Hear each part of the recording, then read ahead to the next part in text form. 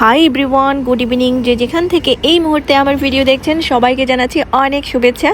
আমি এই মুহূর্তে আছি উইন্টার ওয়ান্ডারল্যান্ড কুয়েত। এই ওয়ান্ডারল্যান্ড আসলে কাউকে খালি হাতে ফিরতে হয় না, কেননা গেম খেলে জিতে নিতে পারে অনেক অনেক গিফট।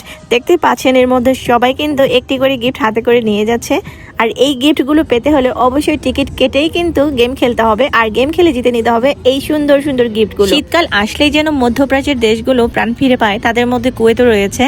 কারণ 6 মাস টানা গরমের পর এই শীতকাল তাদের জন্য একটা ঈদের মতো, মানে বিশেষ একটা তেওহারের মতো লাগে। গরমকালে কিন্তু এই ধরনের কোনো অ্যাক্টিভিটি কিন্তু কুয়েতে হয় না, শুধুমাত্র শীতকাল শুরু হওয়ার সাথে সাথে এগুলো ওপেন হয়ে যায়। আর অনেক বেশি এনজয় করে এখানকার মানুষজন শীতকালকে। পার্ক থেকে শুরু করে বিচ, রাস্তাঘাট আর রেস্টুরেন্ট সব সাজানো শুরু হয়ে যায়। আর নেক্সট টাইম আমি দেখাবো আরও কিছু বিচের অংশ যে এত সুন্দর করে সাজায় তারা। শুধুমাত্র এটা শীতকালেই হয়ে থাকে, গরমকালে আসলে কিন্তু এসব কিছুই দেখা যায় না। আর এই পার্কে রয়েছে অনেকগুলো রাইডস আর অ্যাক্টিভিটি। হ্যাঁ, আর প্রথমে এই পার্কে টিকিট হচ্ছে 5 কেডি আর অনলাইন টিকিট অনলি 2 কেডি। আর প্রত্যেকটা রাইডসগুলো ছোট বড় অনেক রাইডস রয়েছে। ছোট রাইডসগুলো 500 পয়সা থেকে 2 কেডি পর্যন্ত, আর বড় রাইডসগুলো রয়েছে 2 কেডি থেকে 7 কেডি পর্যন্ত। আর এখানে দেখতে পাচ্ছেন অনেক রাইড রয়েছে, আর ভয়ঙ্কর ভয়ঙ্কর এইসব রাইডে আমি তো চড়তে পারবো না, সরি, কারণ আমার হাই ফোবিয়া তো অনেক, আর এত সাহসও আমার মধ্যে নাই। আমি রাইডসের একদম নিচে দাঁড়িয়ে রাইডস আমার মাথার উপর দিয়ে ঝুলছিল, মনে হচ্ছে মনে হয় আমার মাথার উপর পড়বে আইসা, একদম মাথার উপর দিয়ে আইসা। এভাবে অনেক ভয়ঙ্কর লাগতেছিল, মানে নিচে দাঁড়িয়ে এত ভয় লাগতেছিল, জানি না যারা চড়তেছিল তাদের কি অবস্থা। এই রাইডসটা মোটামুটি চড়া যায় অ্যাকচুয়ালি, মাথা ঘুরে। আমি এইসব রাইডসে চড়লে আমার মাথা ঘুরে, ছোটোবেলায় চড়েছিলাম আমি। আমাকে দেখে কি মনে হচ্ছে আমি তাকায় আছি কিছু বলবো? আসলে আমি কিছু বলতে চাইছিলাম কিন্তু আমি বলতে পারতেছি না, কারণ আমি ক্যামেরার মধ্যে কথা বলতে পারি না, এত গুছায়া সুন্দর করে কথা বলতে পারি না। যাই হোক, এই দোলনাগুলো দেখে আমার ছোটোবেলার কথা অনেক বেশি মনে পড়ছিল, যখন মার সাথে আমরা মেলায় যেতাম। এত আপডেটেড হতো ছিল না, কিন্তু হ্যাঁ, অনেক মজা করতাম।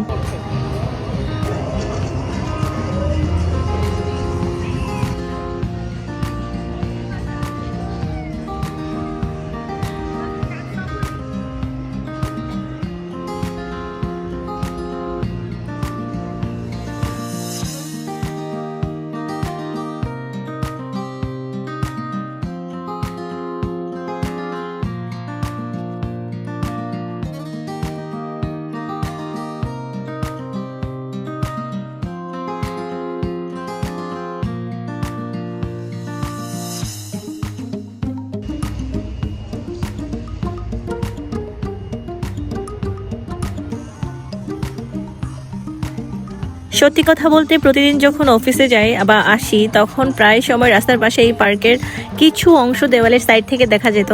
আমার খুব ইচ্ছে ছিল এখানে আসার, তো ফাইনালি আজকে আসা হয়ে গেল। আর আসার পর এত ভালো লাগবে সেটা আশাও করি নাই, ভীষণ আনন্দ করেছি আমি এখানে আসার পর। আমি কিন্তু কোনো রাইডে চড়িনি, কিন্তু যারা রাইডে চড়ছিল তাদের এক্সাইটমেন্ট দেখে আমার ভীষণ ভালো লাগতেছিল।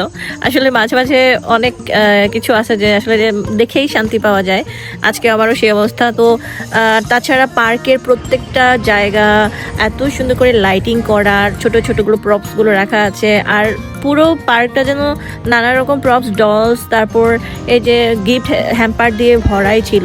আর গেমিং জোন থেকে শুরু করে প্রত্যেকটা, আপনি যেটাই খেলেন না কেন, যেটাই অ্যাক্টিভিটি করেন না কেন, প্রত্যেকটাতে কিন্তু অন্যরকম আলাদা একটা মজা। আর প্রত্যেকটা রাইডস কিন্তু নানা রকম ডিজাইন করা, যেমন এই রাইডটা হচ্ছে পুরো অক্টোপাসের মতো দেখতে।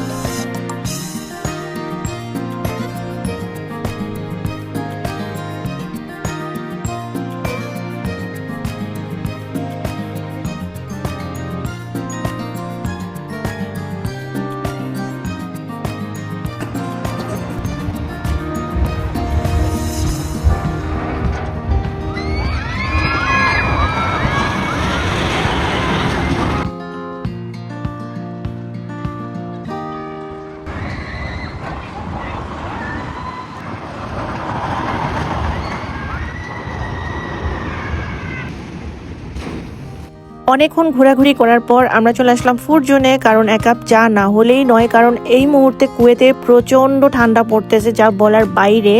তো চাটা অনেক বেশি মজার ছিল আর ফ্লেভারটা জাস্ট অসম। আর এখানে অনেকগুলো ফুড কোর্ট রয়েছে, যেগুলো তার মধ্যে আমার একটা ফেভারিট ব্র্যান্ড আছে এখানে, যেটা আমি খেতে খুব বেশি ভালোবাসি, ফিশ বার্গারে। তো আমি এটাও মিস করলাম না, বার্গারটাও খেয়ে নিলাম। চাটা খাওয়ার পর মনে হচ্ছে প্রাণ ফিরে পাইছি। আর অনেকগুলো জায়গা আরও ঘুরে ঘুরে দেখেছি, আর বেশ কিছু জায়গা অদেখা রয়ে গেছে, যেগুলো আমি পরবর্তীতে আইসা দেখবো আর আপনাদের সাথে অবশ্যই শেয়ার করব।